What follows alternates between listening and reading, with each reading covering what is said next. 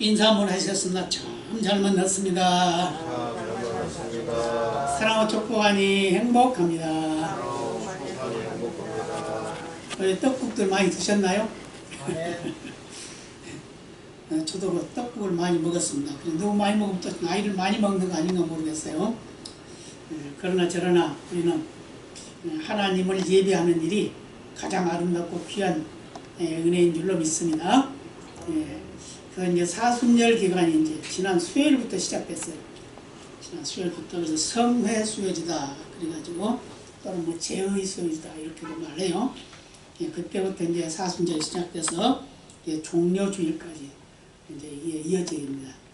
그리고 이제 고난 주간이 시작되고 그 다음에 부활절이 오게 되죠. 이런 거 이제 단계적으로 주님이 십자가를 지실 때 십자가상에서 말씀하신 그 7마디 말씀을 우리가 한번 상고하면서 은혜를 나누는 그런 시간이 되시기를 바랍니다. 그래서 오늘 본문을 봐도 그렇지만 7마디 말씀을 먼저 열거한다 그러면 아버지여 저희를 사하여 주옵소서 자기 하는 것을 알지 못함이니이다. 오늘 34절에 말씀하고 있죠.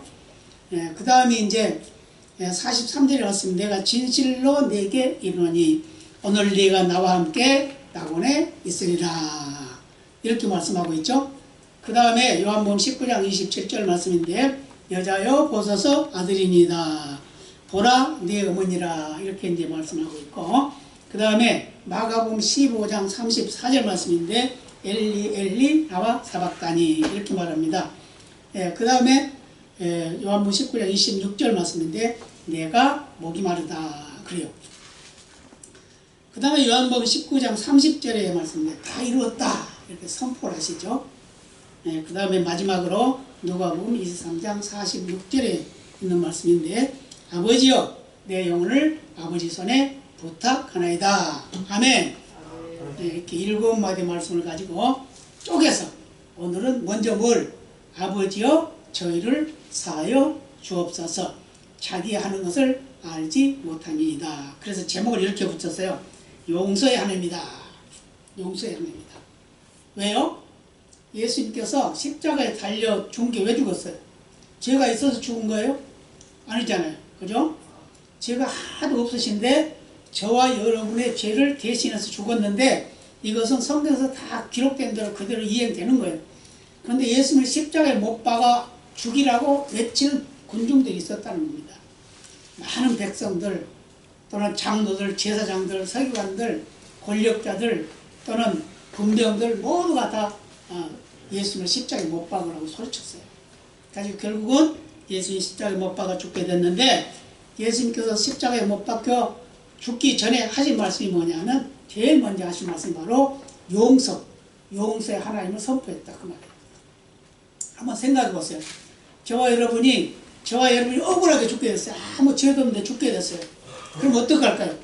왜 나를 죽입니까? 그럴 거 아니에요. 그것만이에요? 욕도 할 것이고 원망도 할 것이고 뭐 별짓 다 하겠죠. 그죠? 그런단 말이에요. 그런데 우리 예수님은 그러지 않았어요. 어떻게 했어요? 저희를 사하여 주옵소서. 왜 사하여 주어야 되나? 저들이 몰라서 그런 겁니다. 알면 그러겠습니까? 몰라서 그런 겁니다. 그러면서 용서해 달라고 호소하고 있는 모습을 보게 된다 그 말이에요. 그 말은 무슨 말이죠? 원수들에 대한 사랑을 표현하고 있다는 거예요. 원수들이라도 용서해 줘야 된다고 평소에 가르치셨죠? 그래서 용서해 달라고 호소하고 있으면 우리에게 말씀해 주고 있습니다.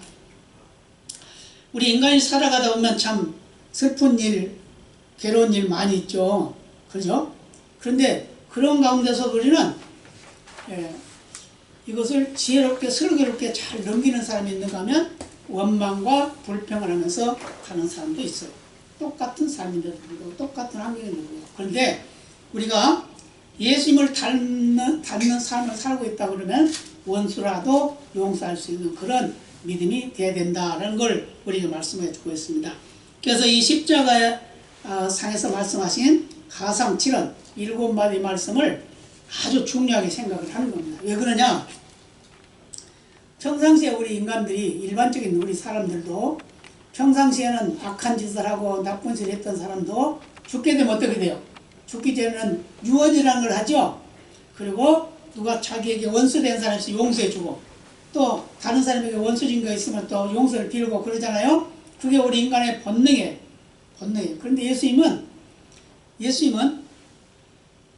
역시 마찬가지로 이 죽기 전에 말씀을 하셨는데, 전부 다 하신 말씀이 당신 스스로를 위한 기도가 아니었고 하나님 앞에 인류의 구원을 이루기 위한 모든 과정들을 호소하고 있었다, 그 말입니다. 그래서 이 말씀은 유언과도 같기도 하지만 아주 귀중한 말씀이다 라는 걸 우리에게 보여주고 있습니다. 그래서 이 가상치료는 하나님의 아들이신 예수님이 직접 하신 말씀이기 때문에 아주 귀한 말씀이다, 인식하시길 바랍니다. 믿으시길 바랍니다. 그 다음에 또 한 가지는 마지막으로 하신 말씀이기 때문에 유언과 같은 말씀이다, 믿으시기 바랍니다. 그리고 또 한 가지는 십자가상에서 하신 말씀이기 때문에 아주 귀한 말씀이다, 이걸 우리에게 가르쳐주고 있습니다. 그래서 십자가의 이 형벌이라고 하는 것은 가장 무거운 형벌이라고 합니다. 그때 당시에도 화형도 시키고 또 참수형도 시키고 또는 단두대에서 죽이기도 하고 또는 총으로 쏴서 죽이기도 하고 그렇게도 하지만 십자가에 달려서 죽는 사람은 국가적으로 나라의 반역자나 또는 살인 강도 이런 사람들만 십자가에 죽이게 되는데, 이 십자가에 죽일 때 어떻게 죽이냐? 대낮에 많은 사람들이 보는 앞에서, 그래서 죽는다는 겁니다. 그런데 그 지역이 얼마나 뜨겁습니까? 그 뜨거운 햇볕 밑에서 십자가에 달려서 피와 물을 다 쏟아 죽으면 얼마나 힘들겠어요. 그런 형벌을 받는 것이 바로 십자가의 형이다, 이런 걸 우리에게 말씀해 주고 있어요. 그래서 가상처럼 아주 극한 상황 속에서도 예수님은 인류의 구원을 이루기 위해서 말씀하셨고, 용서를 말씀하셨고, 사랑을 말씀하셨고, 또 하나님의 은혜를 말씀하셨다는 걸 우리에게 보여주고 있습니다. 우리가 무지개를 보면 무슨 색깔이 나죠?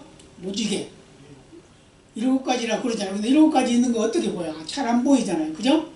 예. 근데 우리가 그 햇빛을 프리즘에다가 이렇게 딱 비춰보면 7가지로 쫙 뻗쳐나가죠? 그런 것 같이 아주 귀한 색깔을 띠는 것 같이 예수님의 말씀도 7마디의 말씀을 했는데 그렇게 귀한 말씀으로 우리에게 말씀하셨다라는 것을 믿으시기를 바랍니다. 그래서 오늘은 바로 뭐라고요? 제목이 뭐라고요? 사랑의 하나님, 그죠? 예, 용서의 하나님이라고 했죠. 용서의 하나님. 용서의 하나님인데 그 말씀에 그 말씀이 어떤 말씀이에요? 아버지요, 저희를 사하여 주옵소서. 그 다음에 저들이 알지 못해서 그렇습니다 라고 누구를 위한 기도입니까? 원수를 위한 기도를 하고 있다는 거예요. 여러분, 원수를 위해서 기도할 수 있을까요? 아니, 나는 나 원수에 의해서 기도할 수 있어 라고 말씀하실 수 있습니까? 근데 우리 예수 믿는 사람들은요, 다 이걸 할 수 있어야 돼요. 왜냐하면 원수를 용서하지 아니하면 하나님으로부터 인정을 받지 못해요. 예, 그래서 용서하고 살아요. 그래서 예수님이 말씀하셨죠? 원수라도 사랑하라고 그랬잖아요. 그렇게 저렇게 잘 알아요. 원수라도 사랑하라. 원수라도 저주하지 말고 사랑하라. 그래서 또 뭐가 있어요? 붙어 있잖아요. 축복이라 해요. 축복. 그래서 축복하라. 사랑하는 것도 아주 좋아요. 사랑하는 것은 축복의 결과죠. 그렇지만 축복하는 건 뭐예요? 그에게 복을 주라, 그 말이에요. 예. 저 사람이 나의 원수지만, 내 아버지를 죽인 사람이지만 나는 그걸 용서해야 되겠습니다. 하나님, 저에게 복을 주옵소서. 이렇게 해야 된다는 거예요. 이게 바로 예수님의 사랑이다라는 걸 우리에게 말씀해 주고 있습니다. 그래서 많은 백성들이 구경하고 있잖아요. 뭐라고 구경해요? 비웃었다고 해서 비웃어. 누가? 많은 백성들이 서서 구경하며 관원들도 비웃어 가로되 저가 남을 구원하였으니 만일 하나님의 택하신 자 그리스도여든 자기도 구원할지어다. 근데 거기 그 다음 뭐예요? 군병들도 희롱했다는 군병들도. 이렇게 예수님이 죽는 모습을 보고 많은 사람들이 잘됐다, 넌 당연해, 막 이렇게 놀렸지만 예수님은 그 소리를 들으면서도 그 원수들 위해서 축복하며 기도했다, 그 말입니다. 여러분, 그런 기도의 삶이 되시길 바랍니다. 그래서 원수라도 축복하면 그 복이 네게로 올까요? 나에게로 오는 겁니다. 나에게로 오는 겁니다. 예수님이 말씀하셨어요. 예수님이 시대로 같이 식사를 할 때 많은 바리새인들이 놀려댔어요. 왜 금식 안 하냐? 왜 그릇을 씻지 않고 밥을 먹냐? 뭐 손을 씻지 않고 밥을 먹냐? 여러 가지로 놀려댔단 말이에요. 그런데 이제 어떤 일이 있었냐면은 이제 죽음에 대한 이야기가 있었어요. 죽음에 대한 이야기. 십자가에 못 박혀 죽는다는 이야기. 그러니까 이제 그 다른 사람들이 예수님의 제자들을 놀리는 겁니다. 야, 지금 금식 기간인데 너희들 왜 금식 안 하냐? 그러면서 예수님께 그럽니다. 왜 예수님의 제자들은 금식하지 않습니까? 다 금식하고 있는데, 그러니까 금식할 때가 올 것이다. 그렇게 말했어요. 금식할 때가 올 것이다. 그때가 언제냐? 그때는 바로 신랑과 같이 있는 친구들이 금식할 수 있느냐? 그렇지만 신랑을 빼앗길 때가 올 것이다. 그때는 금식하게 된단다 라고 이렇게 말씀하고 있어요. 그러면서 하시면 제자들이 뭐라고 하냐면 이런 말씀하셔요.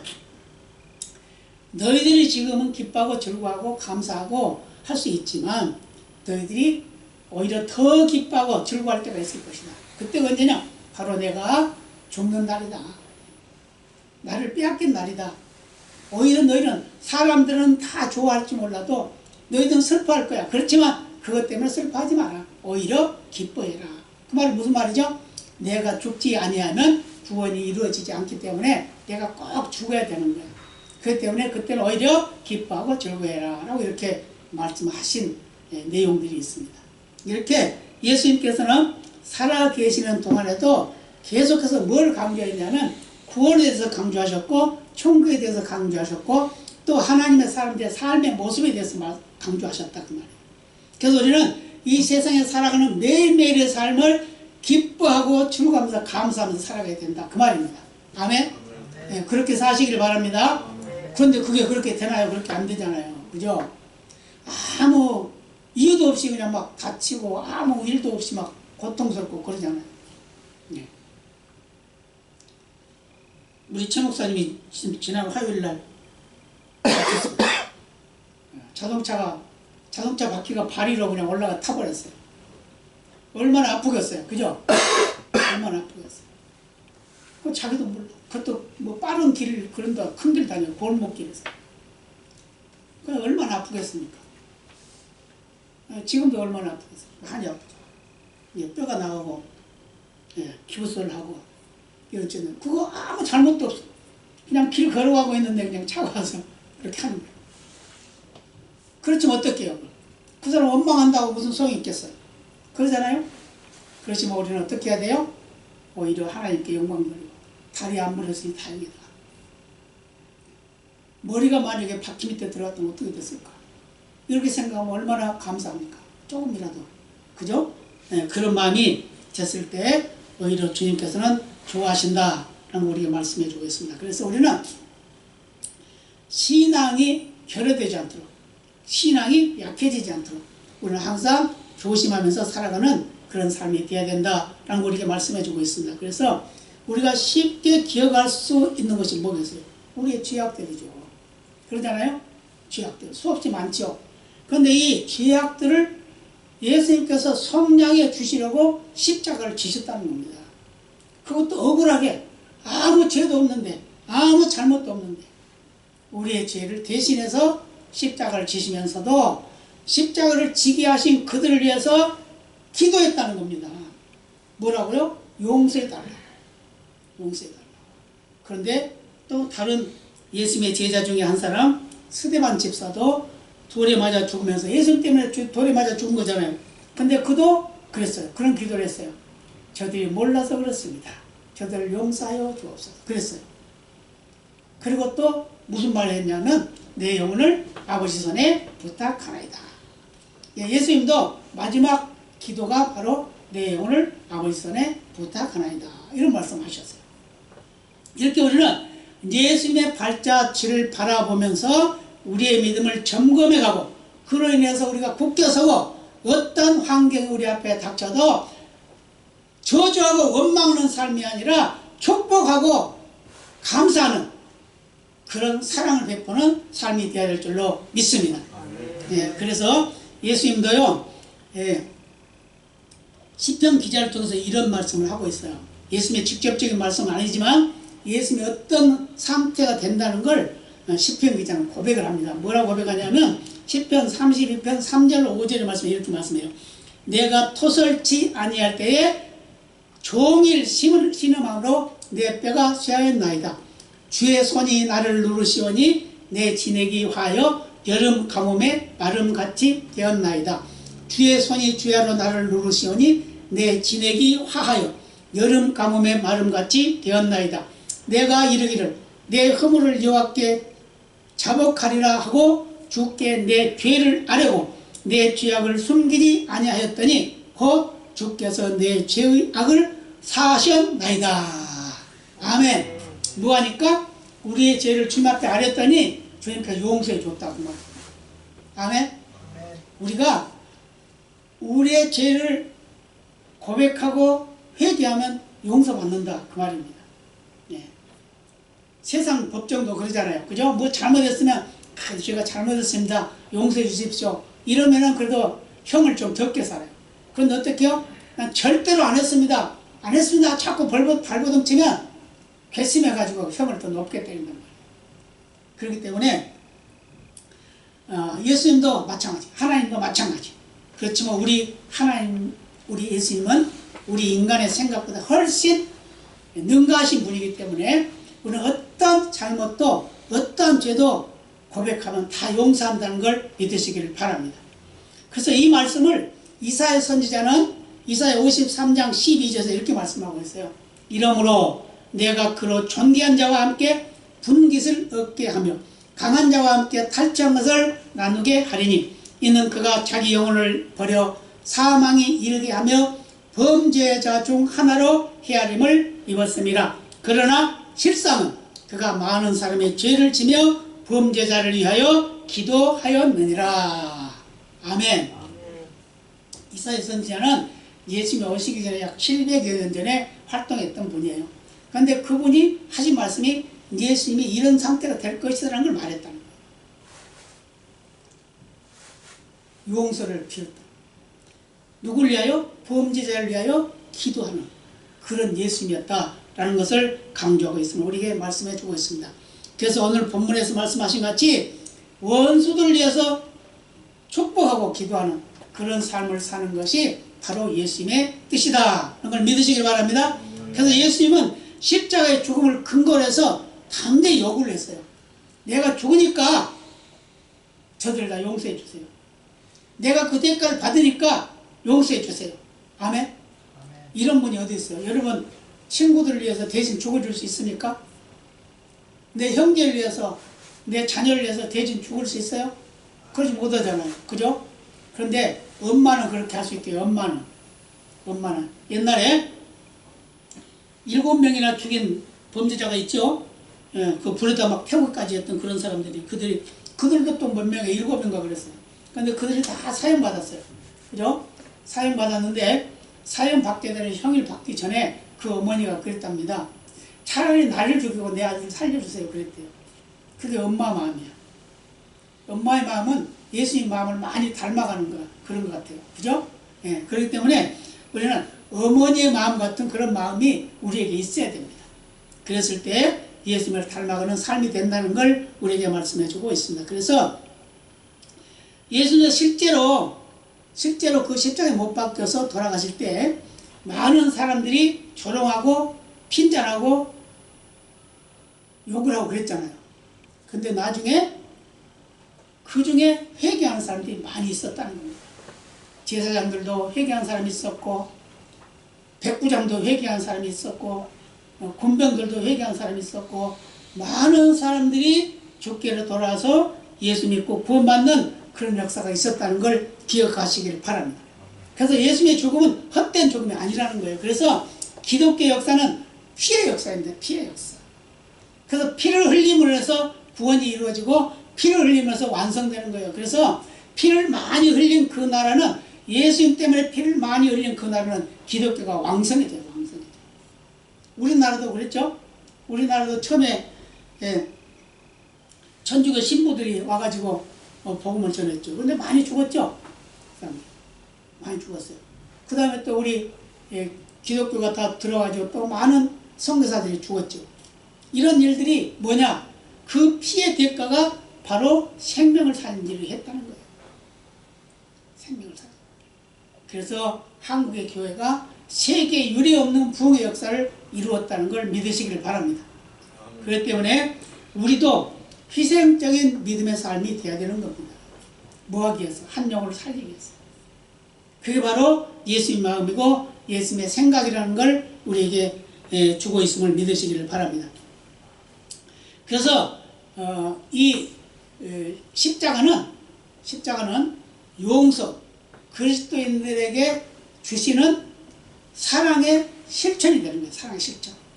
하나님께서 예수님을 통해서 십자가를 지게 하시고 그 십자가를 지시는 그 희생이 바로 우리 인류의 구원을 이루는 대가라 믿으시기 바랍니다. 그래서 그 대가를 이제 지불하신 거예요. 그래서 우리는 용서를 받게 됐고 또 우리는 구원을 받게 됐습니다. 그래서 하나님의 자녀가 됐다는 우리의 말씀이 있어요. 그래서 우리가 인생을 살면서 사람들과 만나기도 하고 헤어지기도 하고 또 만나기도 하고 헤어지기도 하고 그러잖아요. 그렇지만 우리가 만나면 아름다운 것이죠. 그런데 헤어질 때는 어때요? 헤어질 때는 안 닿지 못한 부분이 참 많이 있어요. 원수 돼가지고 원수 맺어가지고 헤어진 사람이 있는가 하면 어떤가 뭔가 서운해가지고 헤어지는 사람도 있어요. 그러나 예수님의 뜻은 그게 아니라는 겁니다. 어떤 환경, 어떤 여건, 어떤 모습이라도 서로가 서로를 용납하고 이해하고 용서하는 그런 믿음의 삶이 되어야 된다는 걸 우리에게 가르쳐주고 있습니다. 그래서 우리가 혹시 남에게 악한 일을 해서 남에게 해를 끼쳤다면 그걸 용서해요. 용서. 그리고 회개. 제가 아는 목사님 한 분은 몇 년 동안 당신이 진 죄에 대해서 회개하려고 그 자기하고 관계된 사람들 다 찾아갔대요. 미국에 있는 사람까지 찾아갔대요. 찾아가가지고 찾아서 용서 빌고 다 회개하고 그래서 화평을 이루고 그러고 나서 돌아가셨어요. 근데 이제 돌아가실 때가 되니까 이제 준비했나 봐요. 예. 그렇게 이제 우리가 마지막 때는 뒤를 돌아보잖아요. 나의 삶을 돌아보잖아요. 그와 같이 예수님도 바로 우리에게 하신 말씀이 뭐예요? 저들 용서해 주세요. 용서해 주세요. 용서해 주세요. 아멘? 네, 우리 용서하시길 바랍니다. 그런데 용서하려고 해도 용서할 수 없는 그런 여건이 우리 앞에 있어요. 그 왜 그럴까요? 생각 때문에, 내 생각 때문에. 내가 용서한다고 저 사람이 용서를 받아줄까? 오히려 더하지 않을까? 이런 생각을 갖기 때문에. 예, 그래서 용서를 못한 경우가 있어요. 예, 그리고 아니 내가 저 사람한테 뭐 용서한다고 하면 내가 지는 거잖아. 내가 또 용서해달라고 그러면 내가 또 머리 숙이는 거 아니냐? 막 이렇게 생각을 한단 말이에요. 그러다 보니까 용서를 구할 수도 없고 용서를 할 수도 없다는 걸 말씀하고 있어요. 그래서 우리의 마음의 고통이 있으면요, 마음의 고통이 있으면 육체의 고통도 오게 됩니다. 그래서 중요한 건 뭐냐? 우리의 마음의 평안을 누려야 됩니다. 그게 용서입니다. 믿으시기 바랍니다. 용서하면 마음의 평안이 와요. 근데 용서하지 못하면 계속 원한이 오는 거예요. 원한이. 옛날에 우리 사극 같은 거 보면 어때요? 우리 아버지 누가 죽였다 그러면 그 아들이 또 그거 죽이잖아요. 또 계속 죽여요. 교대로 계속 죽이는 거예요. 서로 죽이는 거예요. 그러면 끝이 없어요. 끝이 없어요. 그러나 어느 데서 화해를 이루면 화목을 이루게 되는 겁니다. 그렇기 때문에 우리 인생이 살아가는 모든 삶은 우리가 마음의 고통이 오지 않아야 돼요. 마음의 고통. 마음의 평강이 있기를 바랍니다. 그것은 바로 용서로부터 오는 걸 믿으시길 바랍니다. 그래서 잠언 17장 22절에 이렇게 말씀해요. 심령의 근심은 뼈로 마르게 한다.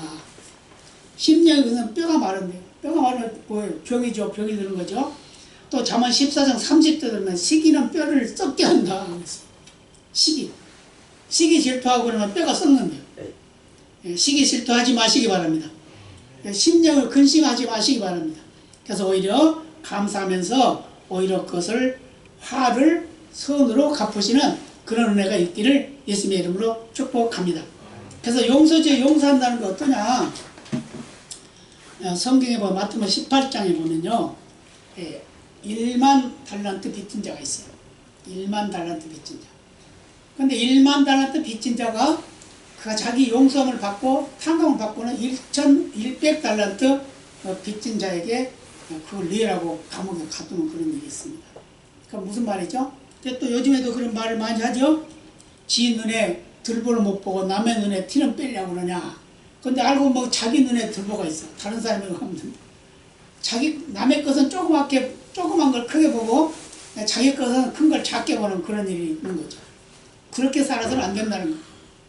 오히려 내 눈에 들보가 있다. 그건 무슨 말이죠? 나는 엄청나게 많은 죄를 예수님으로부터 용서를 받았다. 네, 아멘? 용서를 받았어요? 그럼 어떻게 해요? 내 이웃을 내가 용서해 주었다. 그걸 우리에게 말씀하고 있습니다. 그래서 창세기 50장 20절에 보면 본을 보이는 사람이 있습니다. 그가 누구냐? 요셉이라는 사람이에요. 이렇게 말해요. 당신들 나를 해하려 하였으나 하나님은 그것을 선으로 바꾸사 오늘과 같이 만민의 생명을 구원하게 하시려 하셨나이다. 이게 무슨 말인지 이해가 가시나요? 요셉은 자기 형들에게 팔려 나갔어요. 팔려 나가지고 애굽으로 종로를 갔습니다. 그래서 종살을 해요. 근데 거기서 또 억울하게 감옥까지 가요. 감옥까지 갔는데도 그는 그 형들을 다 용서했어요. 그러다 보니까 많은 사람들에게 그는 본을 보이는 삶을 삶으로 인해서 결국 애굽의 총리가 됩니다. 그 총리가 돼가지고 이제 7년 풍년과 7년 흉년이 들어가지고 그것을 요셉을 통해서 준비하게 하고 그 다음에 자기 형제들이 그 쌀을 양식을 사러 오는 그런 일을 했단 말이에요. 그런 일을 했을 때 그들을 용서해주는 그런 내용이 바로 그런 내용이에요. 그런데 그 형제들은 우리가 이 동생을 팔아먹고 그걸 천대하고 그를 나쁘게 억울하게 했으니까 우리가 이 대가를 받는 거야. 우리가 그러니까 그에게 잘못했다고 우리가 빌자. 이제 그랬단 말이에요. 그래서 빌었어요. 실제로 빌었어요. 그랬는데 요셉이 하는 말이 그겁니다. 이것은 당신들이 한 게 아니고 하나님이 나를 이곳에 보냈습니다. 왜? 당신들 구원하려고. 하나님의 백성들 구원하시려고 이렇게 보낸 겁니다. 그렇기 때문에 걱정하지 마세요. 염려하지 마세요. 당신들을 내가 끝까지 지켜주겠습니다. 그리고 당신들의 자녀를 내가 책임지겠습니다. 이렇게 말했던 거예요. 이런 믿음이 되시기를 바랍니다. 그래서 우리는 용서할 줄 아는 믿음, 사랑할 줄 아는 믿음, 축복할 줄 아는 믿음이 되어서 하나님께 큰 영광 돌리는 은혜의 삶이 되시기를 예수님의 이름으로 축복합니다. 다 같이 기도하시겠습니다. 아버지